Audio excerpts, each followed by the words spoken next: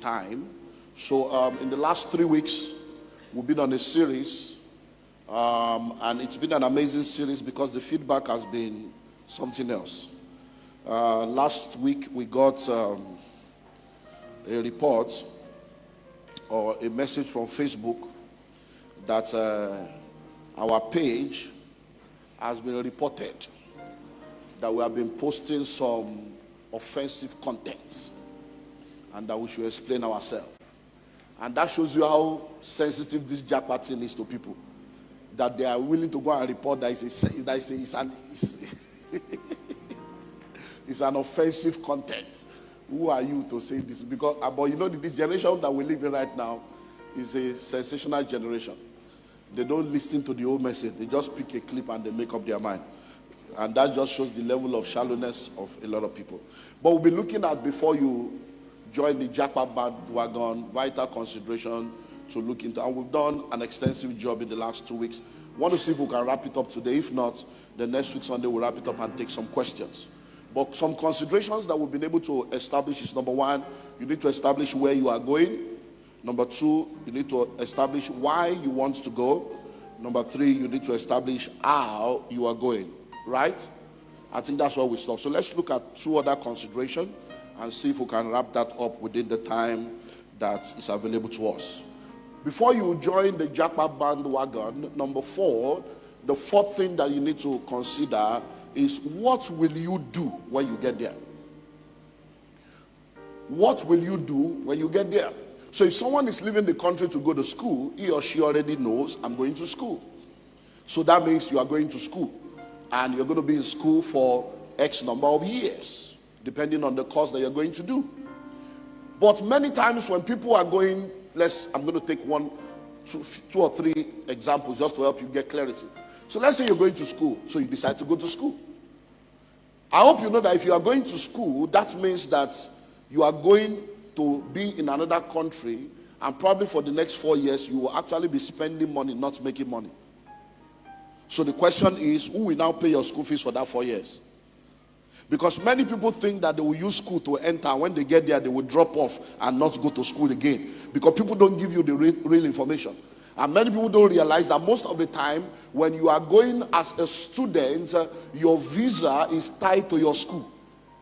And many of the nations have done it in such a way that when you want to get a visa to go to school, you talk to the school, they give you an admission, and they give you, depending on the country, a particular document that you will go to the embassy with to show that this person has paid. And when they are releasing the visa to you, in some countries, it's actually the school that approves the visa to be released to you. And when you graduate, they have structured the country in such a way that that school will now inform them that this person has graduated. And once you graduate, within 90 days, you are expected to leave the country. So there are countries now where you think you are going to go and stay, and by the time you graduate, you discover you can't stay. One of the reasons why a lot of people are going to the UK right now is because the UK had that policy where within 90 days you have to go. They have reviewed that, and now after graduation, you now have 2 years post-graduation to work. And that's why people are rushing to the UK, because the UK is in recession. They're in trouble right now. And they need your money because their own children will not pay that kind of money. So they need your money, so you are like an income generator for them. So they are bringing you so that you can bring your money to come and help them, because they have gone out of Brexit and now the Queen has died and the money too is dying. Hello? So now listen. Many people will also tell you, oh, when you go, you can be schooling and working. Hey, don't let people deceive you. There is a number of hours you are permitted to work within the week as a student. Once you exceed that number of hours, it is considered that you are already working in error to what you are supposed to do. And that's why when you go to school, most universities have campus jobs that they will give to students to do on campus. And you need to be careful, because people tell you all these things. So what are you going to do?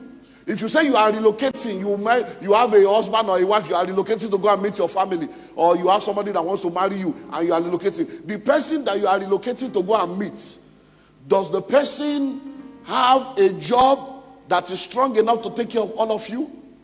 And by the time you get there, what will you also be doing there? Recently, I think about 2 or 3 weeks ago, Twitter was agog because of a guy that is in the UK that has a fiancé, or is it fiancé or fiancé, English people? The man in London. Which one be the woman? Fiancé, right?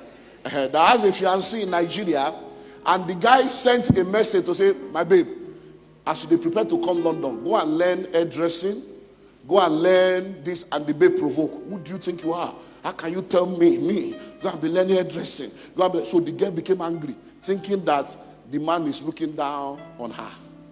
And the guy is saying, you can't come to London without having something to be making small money while we are trying to settle down. The guy now had to speak to his friend to go and tell the girl, to explain to her. He said, no, when I reach London, I will learn it. But so, some people, now only face fine, brain no fine. So you need to be very, very careful.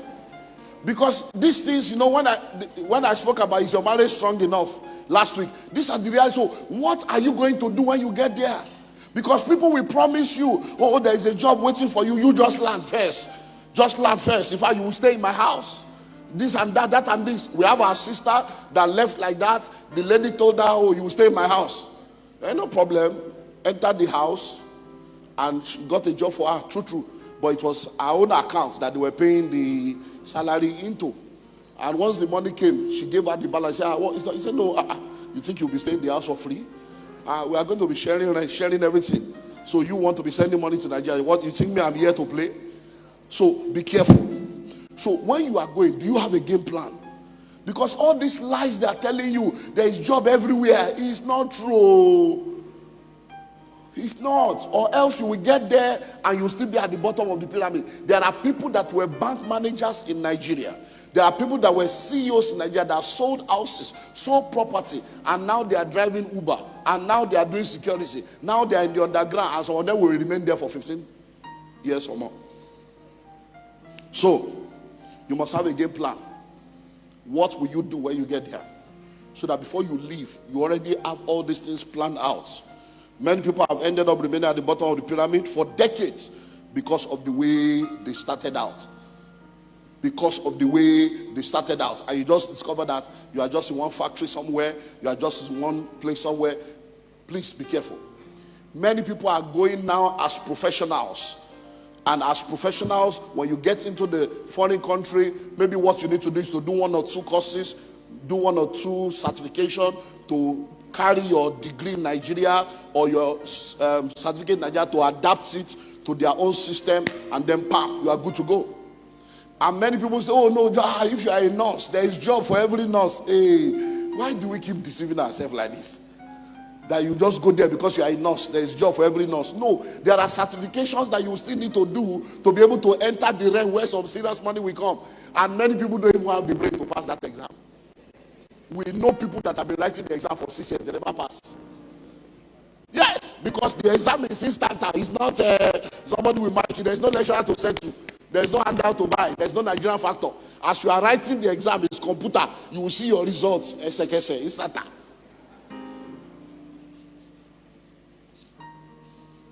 Look, many of you have no idea the kind of suffering that undocumented immigrants go through in a foreign land. The kind of pain, the lack of freedom. Your father will die, you will not be able to come. Mother will die, you will not be able to come. All kinds of things, you will not be able to come. And you have no idea. But no matter what you say, some people say, let me go and face it by myself. Let me go and face it by myself. No problem. Number 5. Let me close so I can have enough time to move on. The 5th consideration is what I call woo. And there are many dimensions to this woo. 4 levels of woo that you need to consider before you japa. Number 1, who is leading you? Who is leading you on this your proposed trip? Who is leading you to go on the journey? Is it God that is leading you to say, okay, my son, my daughter, this is an opportunity I want you to explore? We've dealt with that. Everybody cannot be in Nigeria forever. There's nothing wrong in relocating. Relocating is part of life. We're a global city. We've dealt with that.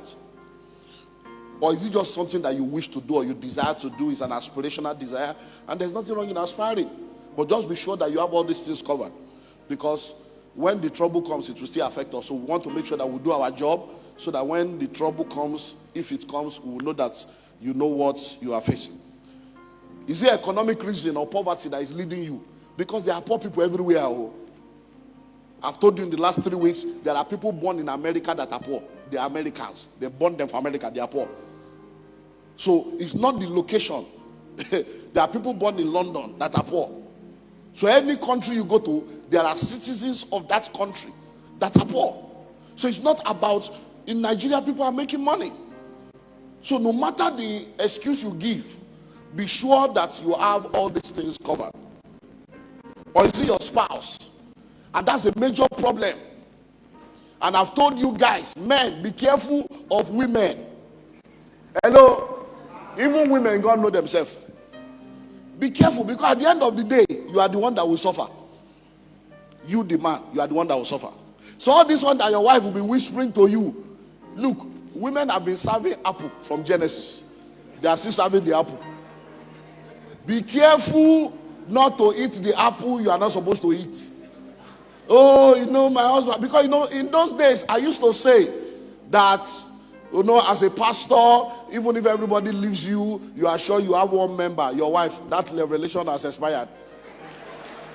Because there are pastors now whose wife have said, it's you that God called.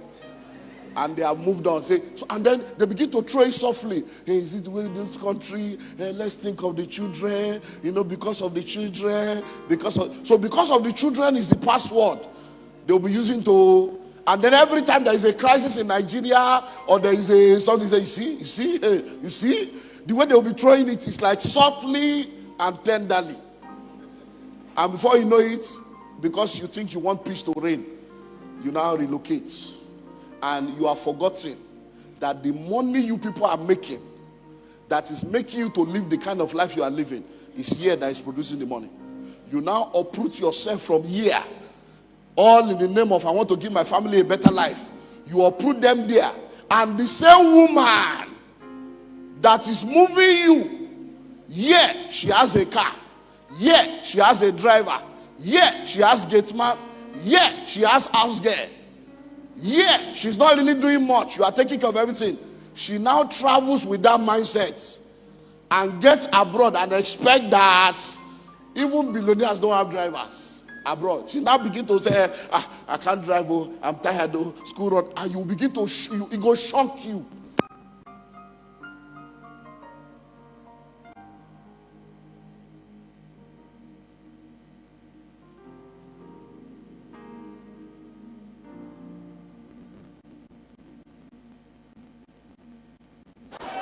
They don't verse. No weapon formed against my microphone shall prosper. Every feminine weapon. Hello? It will shock you. Because the question is, your wife is leading you. Does she have the money to do it? You will now close down your business, shut down things, and you don't realize that when you are not there to run things, the money will not come the way it used to come. And then by the time you people now get there, she's still expecting to live the kind of life she used to live. So I've sat down with many couples and I've asked questions. So my sister, this one that goes, so which job you go do when you reach there now to take care of yourself and the family? And they are looking. Because many of them are still expecting the man to now be giving them allowance from Nigeria money, change to naira to dollar. I'm telling you the realities that people don't tell you. So who is leading you? Is it your friends and family? Say, guys, come, our PhD, there is scholarship. They just tell you all kinds of things. They don't give you full story. Well, just be sure that whoever is leading you is also powerful enough to sustain you. The second who are you? Have you done an honest personal evaluation and assessment of yourself? Because I hope you know that location does not change people. If you are lazy and visionless in Nigeria, you relocate to America, you are lazy and visionless. You won't suddenly become hardworking because you relocated. I can't come and kill myself. If that's your software, you will get there. I can't come and kill myself. And it's even easier for you to be complacent because there are many things that are basic that you will enjoy almost for nothing. So you just see that 10 years have gone by and you have not done anything meaningful with your life. Yes, you are eating and you are looking fresh. I hope you know that there are poor and confused people all over the world. And anywhere you are going to, there are poor people there. I've said it over and over again. Know who you are. Know who you are. Know who you are. Let's move on because of time. Number 3, the third who. Who will welcome you when you get there? Who will welcome you when you get there? Who will welcome you when you get there? Let me tell you something.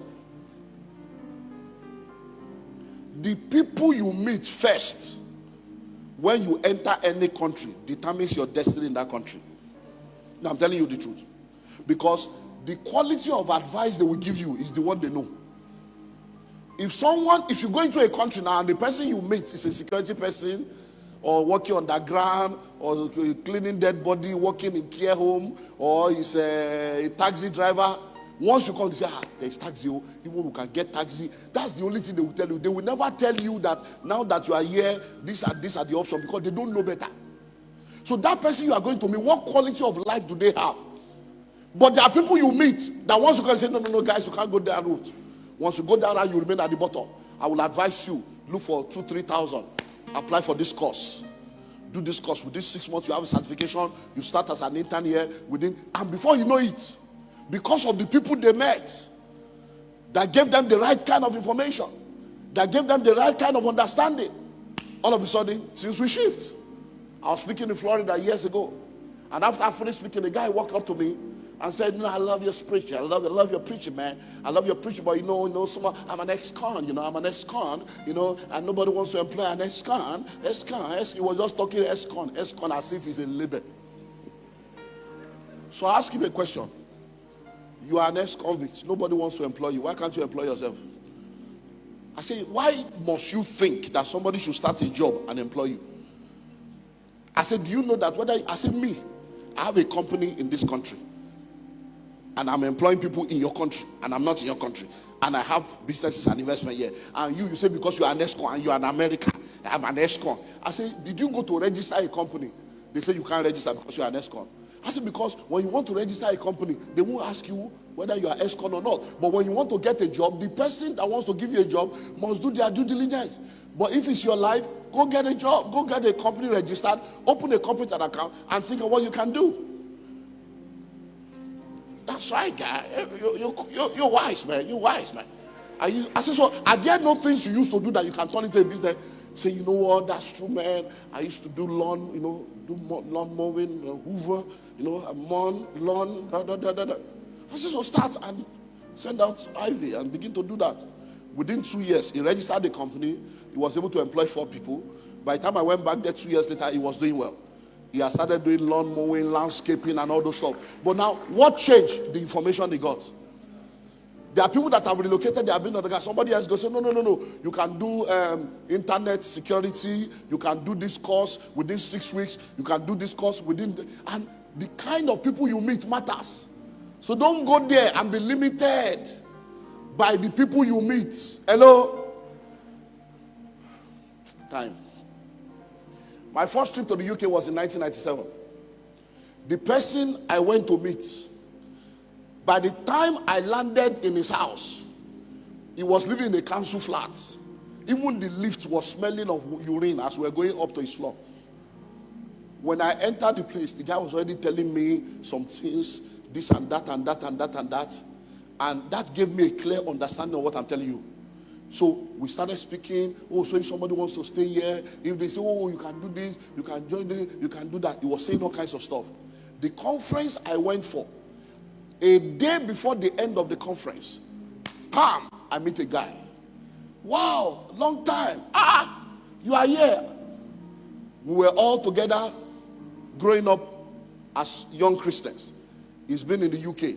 I met him. Now, these are 2 different set of people.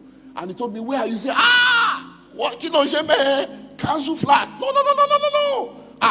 I bought the house. Come to my house. I moved to his house. The same discussion I had with this other guy, I started having with him, and I started getting different answers. in the same London. The guy said, no. For the next 10 years. The guy was telling me as of 1997 that he does not use credit card, he doesn't have debts, everything. And this other one said, you can't survive here. You must have credit card. You must. And I still know the two of them till now. The other one is still in that council flat. He's still there. This other one has bought like 5 houses. He's a billionaire in pounds. He's my friend. I know him. Now, so I'm telling you, who are you going to meet there? So the fact that somebody is helping you, you will arrive in their house, does not mean you must use them as the picture of your destiny for that nation. You must begin to seek superior ideas so that you will not remain at the bottom and think that that's all there is. Because when you don't know the truth, you think that everybody is a fake person. How do they make all this money? Nobody the same money they try to make, we will not make. No, there is a way to make money legally and do it well. So who will welcome you when you arrive in the country? Not the one that an illegal person will come and welcome you. Somebody that FBI is already looking for. They say, don't worry, you don't have me on the Wado airport. I can't come into the airport. They cross the bridge to the other side because he doesn't have documents. He's afraid that they will capture him on camera. And he's driving and he's passing corner streets. Who is your point person? What do they do? What is their own level and stand in the nation? How much do they know about the nation and the opportunities that there are? Because there are some people, all they know is what they know. They have been in a country for 10 years. They don't know anything apart from the location they are in. There are people like that. They don't explore for any knowledge. They are just survival mentalists. And if you go there, you remain like that. So all these are vital consideration, because who you know and those you meet first will go a long way in affecting things. Let's wrap up with number 4. Who is helping you? I hope you know that it's very expensive to travel. To relocate to any country now, depending on whatever format you decide to use, is minimum of 5 million. You're talking 5, 10, 15 million. If you're a family of 4, you're talking like 25, 30 million. Because many of you don't know, even tickets now, economy ticket, go and find out how much is economy ticket times 4 people. So, ticket alone. Just economy, we're not talking upper class or middle class or premium, just economy for family of 4.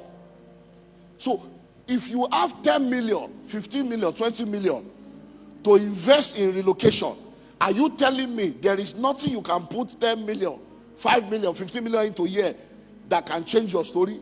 Because as bad as you people keep saying Nigeria is, crisis creates opportunities. That bad is actually an opportunity to make money. Because instead of you analyzing the problem, be a part of solving the problem. And money flows in exchange for problem that you solve. So, when it comes to the money, because many of you, they will say, don't worry. Do you know that banks are even doing it now? 419, you know Nigerian banks, some of the men of them are 419 banks. They are now arranging accounts for people. Yeah, even banks are arranging accounts for people. For you, they will say they will borrow you money to go abroad, to go to school. They won't borrow you money to do something here. They will say, bring your father, bring your mother. But they are borrowing money.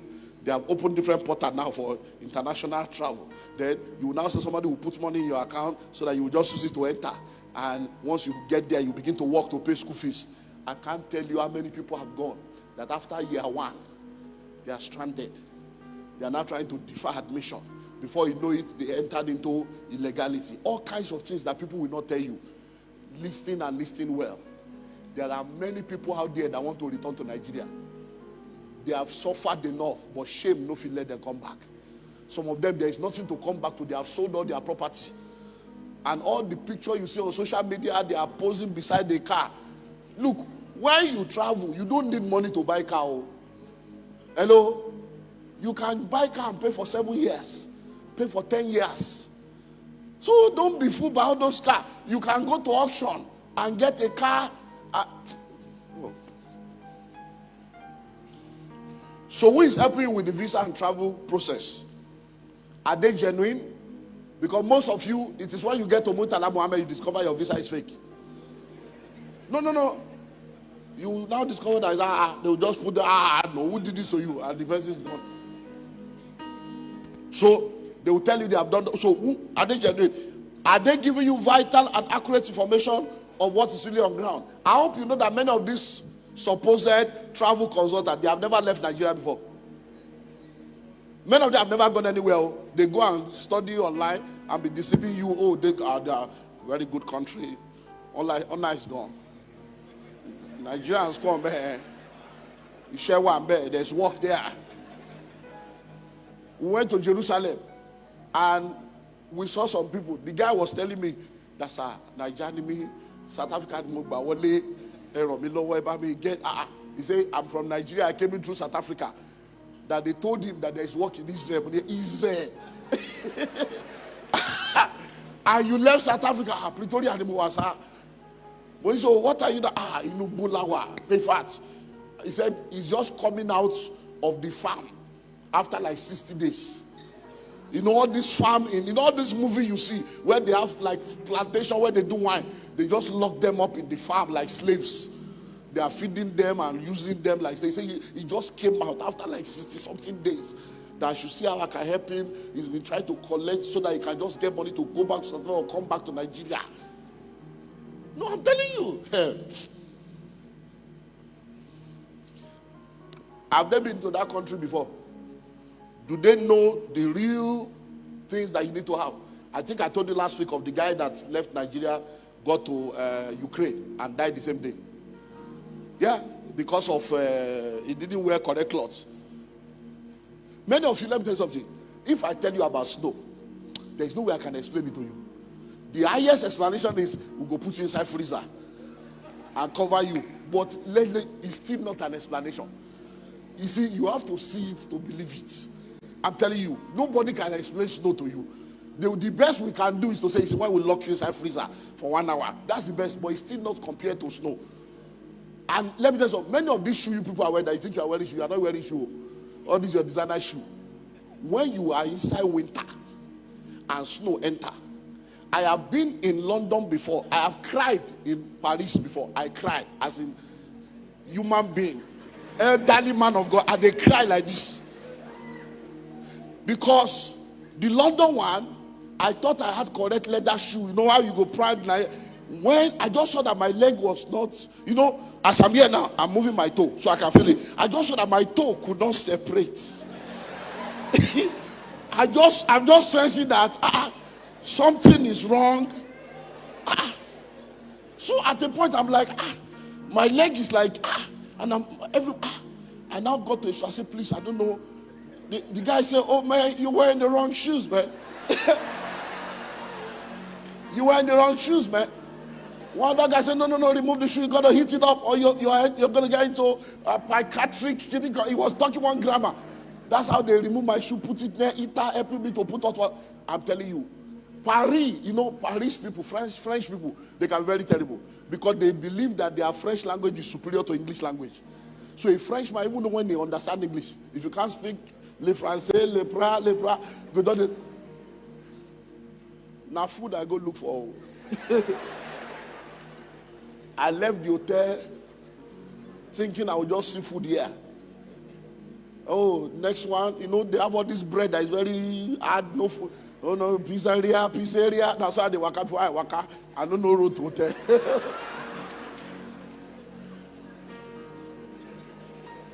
And all I had in my pocket was dollar, pounds, and naira. So I kept speaking, this hotel, taxi card. All of them were just going. No. I was there for almost 1 hour. Nobody was answering me. I called Nigeria. Our administrator is still alive. His name was Pastor Richard. I called her. I was crying overseer. I said, Pastor Richard, this is bad. Nobody is answering me. I was crying because all my body has frozen. I didn't carry the cloth. I thought I would just go down, get something to eat and return. After a while, I saw some people that were black. So I get to say, my people, is there any...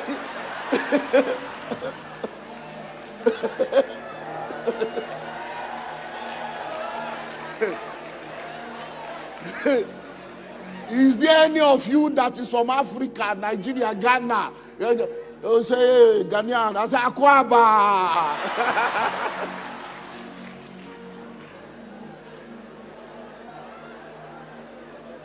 You have no idea. That's how the guy entered Ukraine, got to the hostel. He didn't wake up the next morning because the eating system was not, and they didn't tutor him on the kind of clothes to wear. So listen and listen well. To japa or not is a personal issue. So the ball is in your court. But remember that good idea is not always God's idea. And before you decide to join, make sure you do your due diligence. Because my name is Olumide Emmanuel. I am your pastor. But I have decided at this level of my life that I will not allow people to use me. Counseling is free, but consultancy attracts a fee. I've spent 3 weeks to help you. I've been teaching you the truth, giving you guidance.